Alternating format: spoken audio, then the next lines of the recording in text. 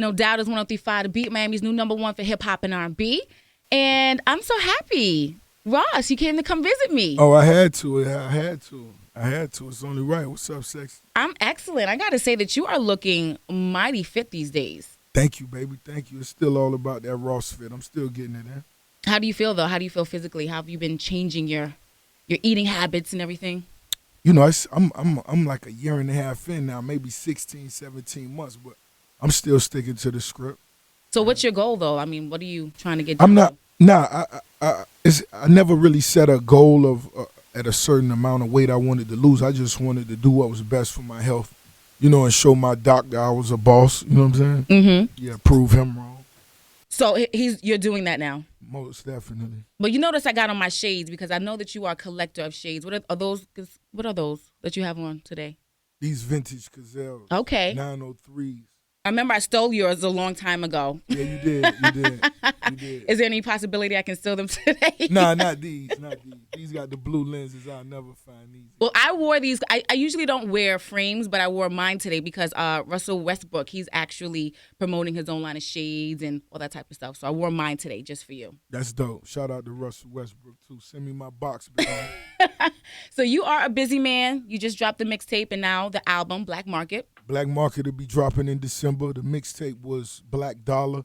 I released that maybe 5 or 6 weeks ago, just for the streets, just to, you know, to feed the fans that's been, you know, holding me down, ready to get it in, and that's what I'm ready to do now. I mean, you've come a long way since Port of Miami. I mean, I remember, hello. That was when it was the, you know, the beginning. Of course you remember because you was on Port of Miami. Hello. Yeah. A lot of people don't know that, but you go back and listen to my first album, when you hear that reporter talking in front of, I believe it was White House. The first one. The opening track of the album. This is the lovely, the one and only right here.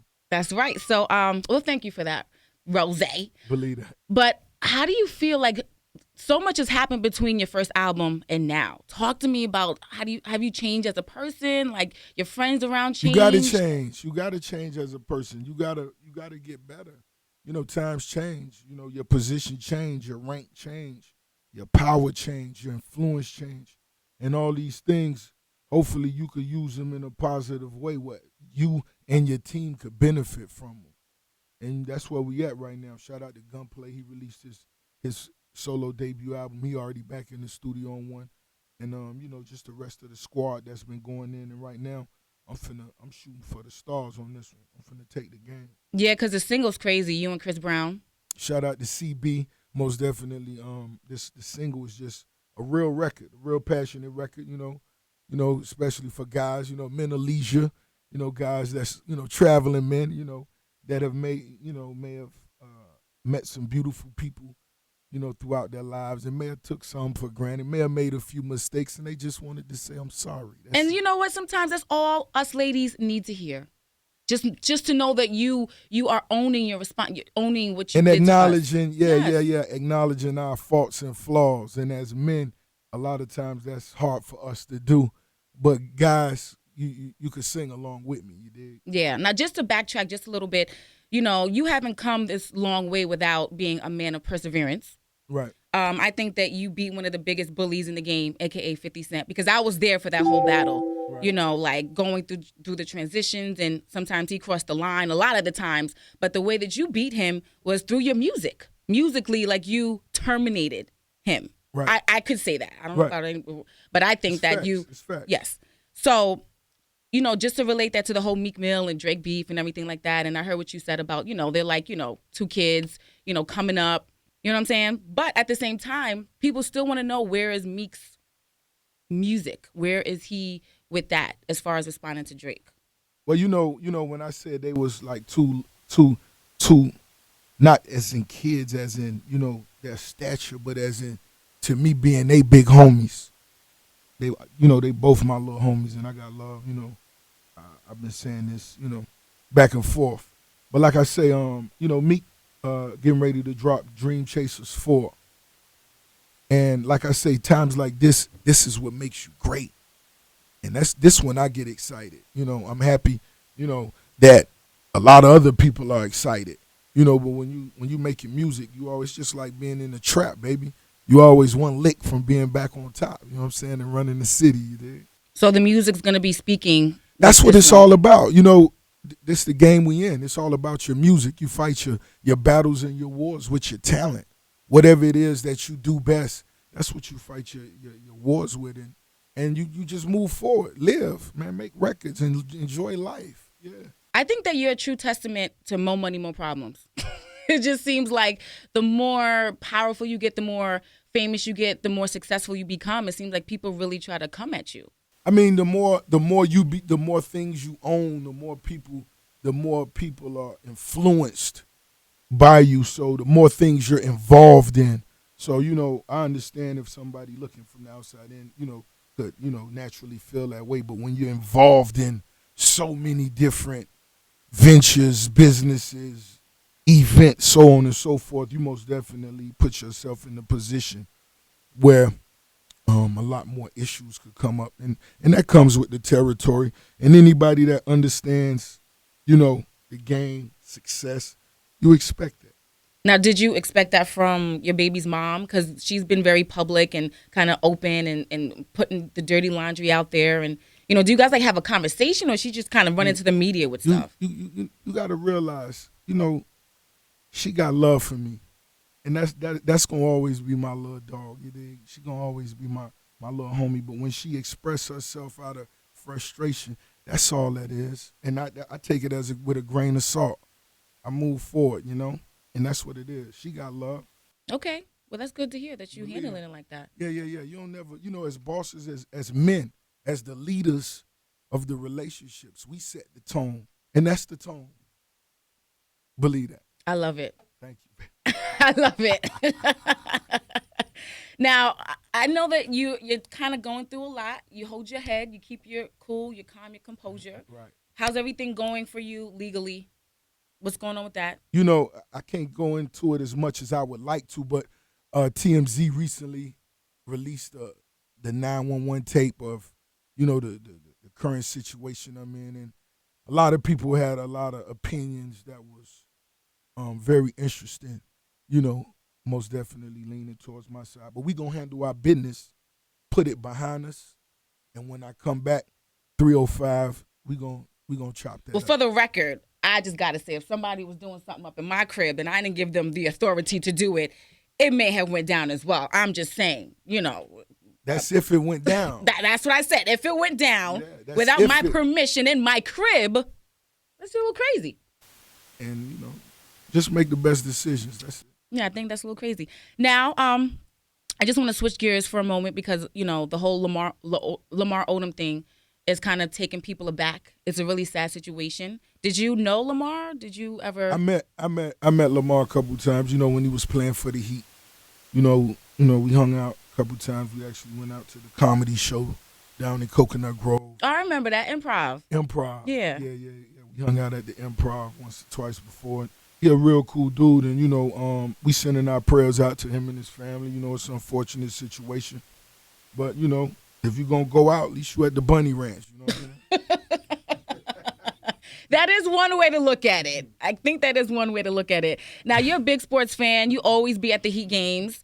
Do you still want to, I heard that you wanted to become a part of the Dolphins owner or become a Dolphins owner or something like that? Great. I would love to be a part of the team, the franchise. I would love to bring some ideas and some great concepts to the team. Me being right here from the community, I think it would be a great move. And us getting rid of that coach, that was a great beginning. What else would you do?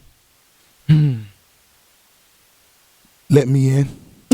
Let Rose in. You know, let me speak for the city. Okay. Yeah. I'm not mad at that. So let's get back to the album. Features.